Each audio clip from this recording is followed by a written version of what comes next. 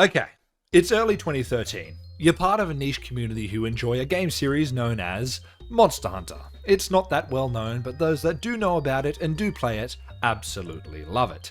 It's been a few years since the third generation debuted, and we are now gearing up for a new mainline entry to sink our teeth into, one that would unfortunately never make it to Western Shores until it received its G-Rank update a year or two later. And then one day in February, a new trailer dropped after we were given a teaser trailer a few months prior. The new one opens with a brief look at a new locale we've never seen before, as the hunter goes up against something we've also never seen before. A giant serpentine body moves through the fog, huge green and yellow scales adorning it. It makes a move trying to wrap around the hunter, but they escape in the nick of time. As the title pops up, we get the briefest of looks at its face. A huge beak, a forked tongue, and snake-like eyes looking back at us. Snake Wyverns had arrived. But what are Snake Wyverns? You'd be forgiven for having no idea, especially if you hadn't slithered into the Monster Hunter community until post-World War Rise. This teeny tiny monster class, as I said earlier, debuted in Generation 4 alongside the Amphibians and the Temnocerans, both of which are also quite small groups, but still get a whole lot more love than our Serpentine friends. All three of these classes debuted in an attempt to diversify the roster even further than Gen 3's Brute Wyverns and Leviathans, and I reckon it did a pretty good job. But with so many different kinds of monsters around now, someone was bound to get left behind. So let's take a look at them, where they went wrong, and how they may be revisited in the future. If we're lucky. So that big snaky fella we saw in the trailer for Monster Hunter 4 was of course the primary Snake Wyvern, Najarala. I think this guy was the first brand new monster revealed for Monster Hunter 4, so it ended up being something of a face for that game. Not quite to the degree of Gormagala, he was the flagship after all, but it was still pretty recognizable. It has a large snake-like body, a huge plated crest, and a big old beak on its face, which is apparently very reminiscent of some mythological creatures from South America, which I am not going to even try to pronounce. Put simply, it is a giant snake monster. But not the most giant snake monster, because that would be Delamadeur, which is in fact not a snake wyvern. Actually, it's probably Laviente, but they are a topic for another video. Najarala was a truly fantastic monster design. It was unique in many ways and forced you to approach it a little bit differently from other monsters. Its attacks included a paralyzing bite, the ability to scatter its scales around the area, which it would then vibrate from a distance to explode and stun you, and of course its most iconic attack, which I like to call the dojo, during which it would wrap itself around you, and if you didn't get out of the way in time, you'd get hit pretty hard. But there are a few aspects of it that sadly fall a little bit short. Despite its sheer size, Najarala sits around the 4-star difficulty level, being akin to something like Anjanath in Monster Hunter World, and as such it wasn't quite the challenge you might expect it to be. Given how unique it was, there must have been a large amount of resources poured into it. It has its own rig and its own set of animations that it doesn't share with any other monsters, so why wasn't it a top tier one? It seems only logical that if you're going to go all in like that you should make it something with an impact, something to remember, but unfortunately it leaves Najarala in a bit of an awkward spot. It does in fact have a subspecies, the Tidal Najarala, which has a few quirks of its own. It was introduced in Monster Hunter 4 Ultimate, and so far has only appeared in that game. It uses the water element, which it employs by spitting bubbles around that bounce between its scattered scales, but other than that, the most fun fact to come away with is that it's the only subspecies that goes Apex mode. No, not that Apex.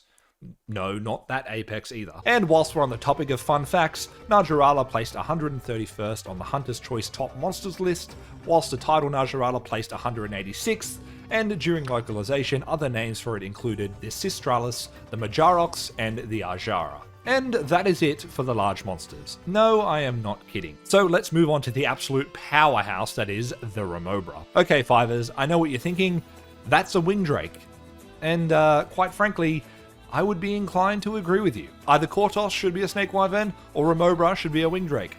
Pick one, Capcom. This guy wasn't even originally a Snake Wyvern, it was a Flying Wyvern in Generation 2, making it the only small monster with that classification at the time, with Hulks coming around later in Frontier and Giggies in Gen 3. They are largely unremarkable, in fact they were in Rise and I just completely forgot. They are annoying little poisonous bastards that follow around Elder Dragons. They're sort of like the vultures of the Monster Hunter world, I would say. And yeah, that's it. That's all there is, I'm afraid.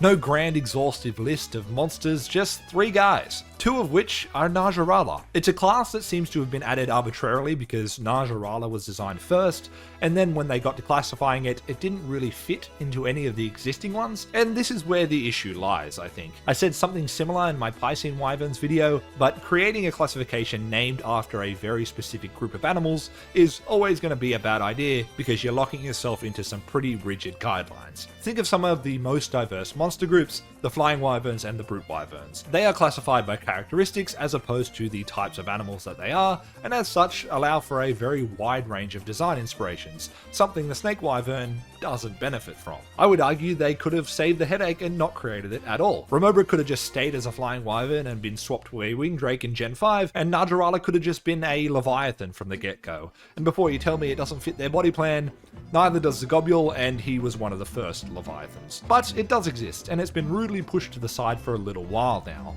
But it seems like there may have been some good reasons for that. Pause, quick little call to action. I see you there enjoying this content, but apparently nearly 90% of y'all aren't subscribed. Hit that subscribe button for new Monster Hunter and Monster Hunter adjacent videos on the regular. You know you want to. Alright, back to it. Najarala was made for a game that was released on the 3DS. A great little handheld, sure, but not some powerhouse machine. It didn't need to interact with terrain in a believable way, it didn't need to obey much of a physics engine at all, it just needed to look cool. And so when we moved on to Generation 5, whether it was on the cards to return or not, I can't imagine it would have been an easy task to translate it across. We already know directly from Ryozo why the original Leviathans, in particular Lagiacrus, weren't present in World, with the main reason being that their low-to-the-ground bodies and flexible necks were just not feasible with the terrain and physics engine. He's even quoted in an interview prior to Sunbreak's release as saying that Lagiacrus was difficult to implement, it's very snake-like, its parts are all kind of touching the ground at different moments. And well, if that doesn't also apply heavily to Najarala,